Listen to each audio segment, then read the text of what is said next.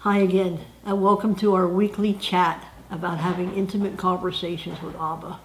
I just love our chats, and I really appreciate you watching the weekly video and responding.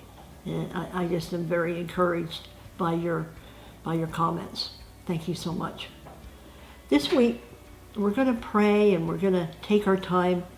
We're going to have intimate conversations through the books of 2nd and 3rd John and the book of Jude.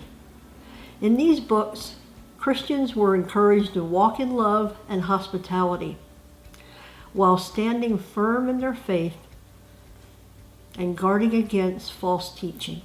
That's a lot. Our first verse that we're going to have an intimate conversation with Abba about is in 2 John 1:6. And this is love, that we walk in obedience to his commands. As you have heard from the beginning, his command is that you walk in love. You know, and as I was praying about that and asking the Holy Spirit to show me what he wanted me to have in conversations with God the Father, Abba, two phrases popped out at me. Walk in obedience and walk in love. Both of them start with the word walk. And I got to thinking, obedience and love, they're action words, because walking is action. So obedience and action in love. And then sometimes the Holy Spirit takes me to another verse or a passage. And on that day, he took me to Romans 5:8.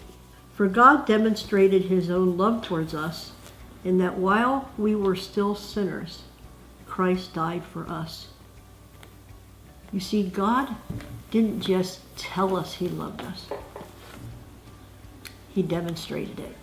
And as I read over 2 John 1:6 again, I realized that he demonstrated his love through Christ, and I can demonstrate my love for him by walking in obedience and walking in love.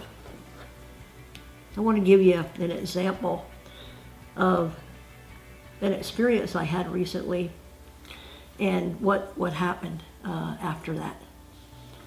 I needed a seamstress, and I found one in town, and I took my clothing over to her. She has like a little business out of her home.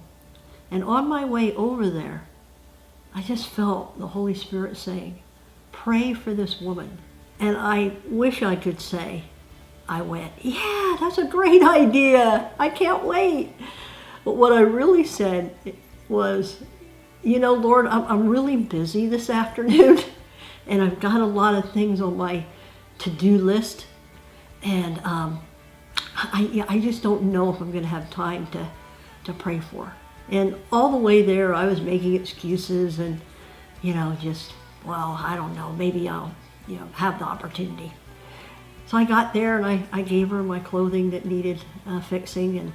And in the conversation, she said, I don't know when I could get it done because I'm really sick. I've had this really bad cold, hacking cough, and I can't get rid of it, and I'm just backed up. At that moment, the Holy Spirit reminded me, pray for the woman. So I said, I'm a Christian, and I was just wondering if I could pray for you. Immediately, she began to cry. She said, I can't believe you're asking me that.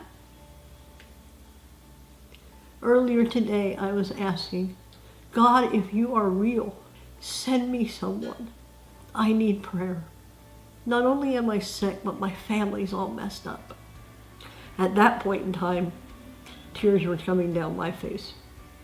And I prayed for her. She hugged me. I left. And she had my phone number because she was going to text me when my clothing was finished. And here's what she texted me. Your clothing is done. It was an honor. Thank you for your prayers for me and my family, because they helped us gain strength and connection back with God. I think you have the kindest, and brightest spirit. Bless you. You see, God's plan always has love in it.